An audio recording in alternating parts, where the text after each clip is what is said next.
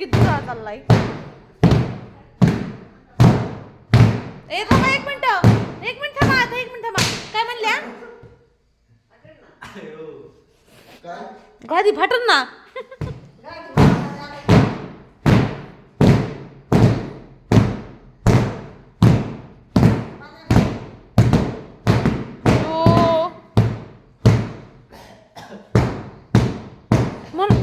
मला वाटलं होतं की या गादीवर आहे ना हीच करायचंय म्हणजे तुम्हाला सगळ्यांना इथं बसवायचंय काही.